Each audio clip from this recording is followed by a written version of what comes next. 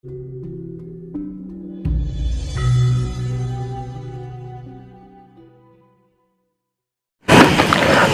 nanti orang yang dapat harta dari orang pesugihan tadi itu harus dibersihkan loh harta itu. Kalau enggak berbahaya nanti gitu. Makanya saya tuh dulu sering dikirimin mobil asli pesugihan. Itu om, Tapi kan nggak dimakan kalau mobil. iya, tapi bisa buat orang celaka yang bawa mobil nanti. Ada satu cara pesugihan yang maksudnya tentang cara untuk usaha yang kejam om. Saya nggak sebutin merek om. Dia terkenal banget om. Orang suka sekali makan di situ. Akhirnya 1 tahun sekali dia harus keluarin semua barang. Dia beli mobil mewah, dia masukin ke situ.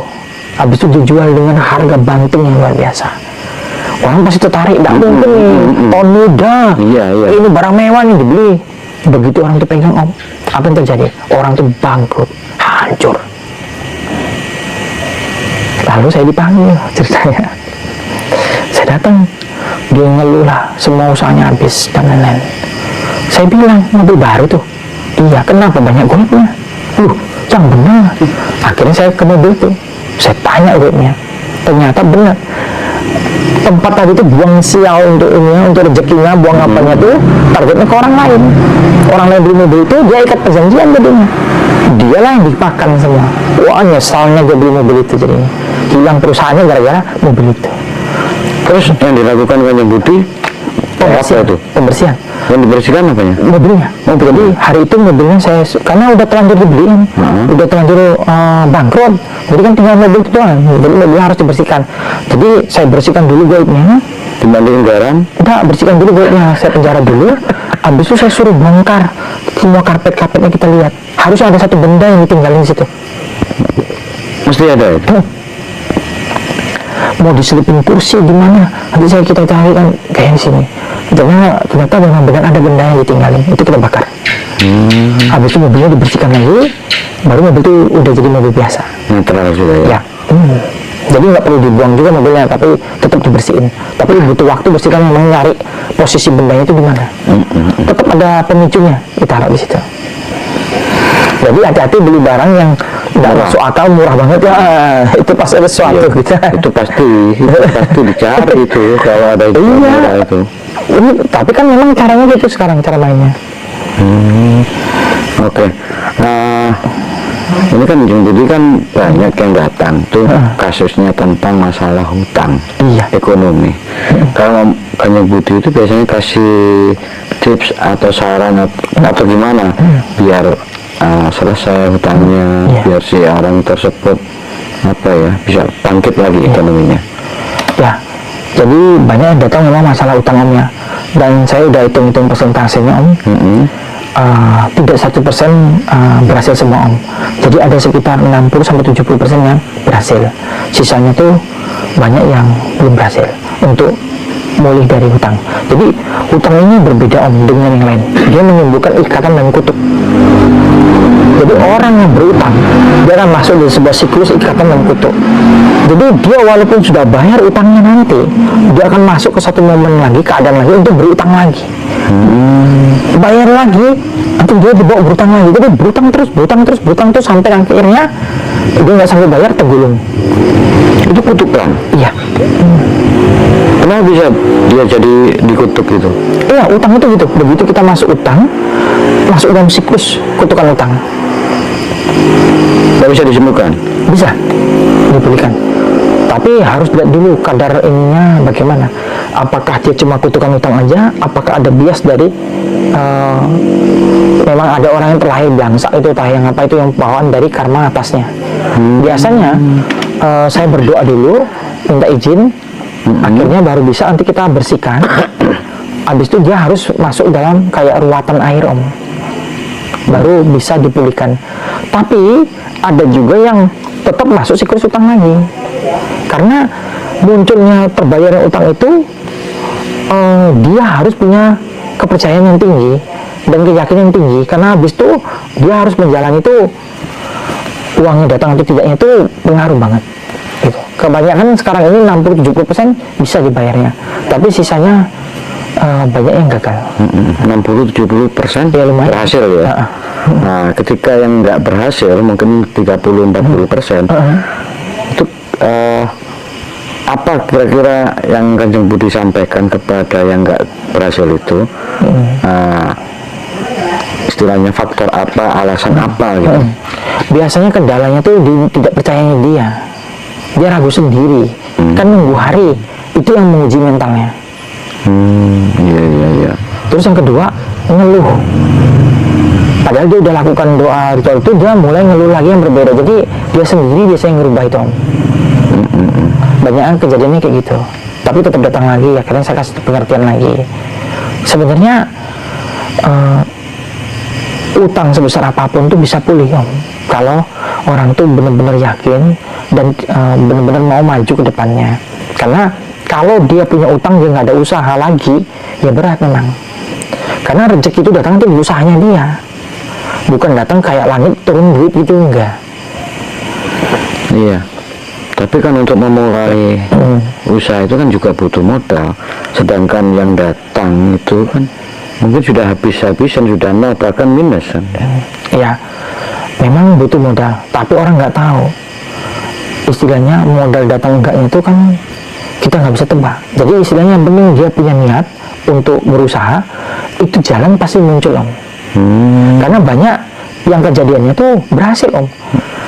Ada yang saya nggak sebut namanya, dia datang dengan utang ratusan miliar. Bagaimana mau bayarnya? Dia nggak punya apa-apa lagi.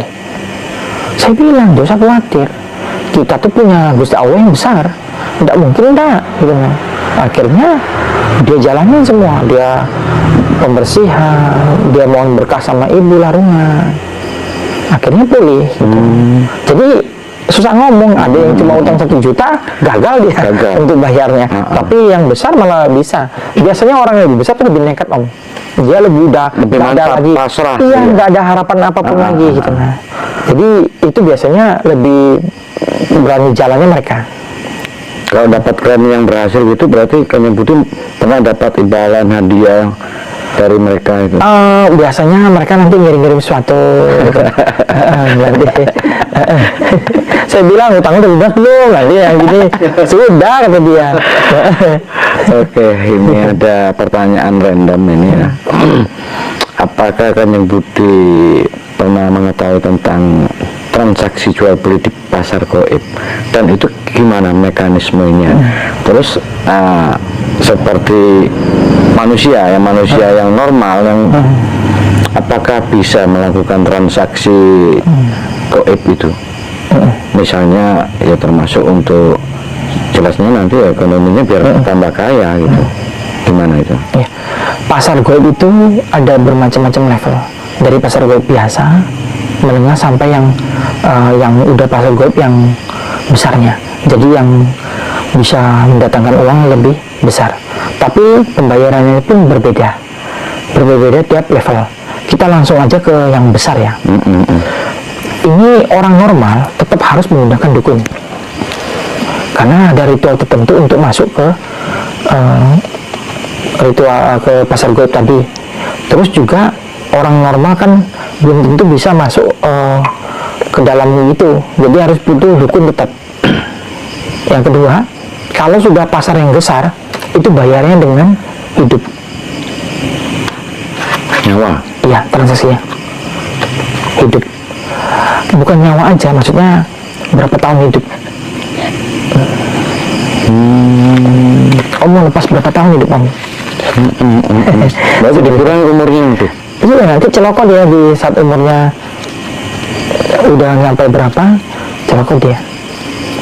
Jadi itu yang besar. Atau dia ngasih ini loh istrinya, karena istri kan di bawah dia, jadi dia bisa jual di sana. Itu yang besar.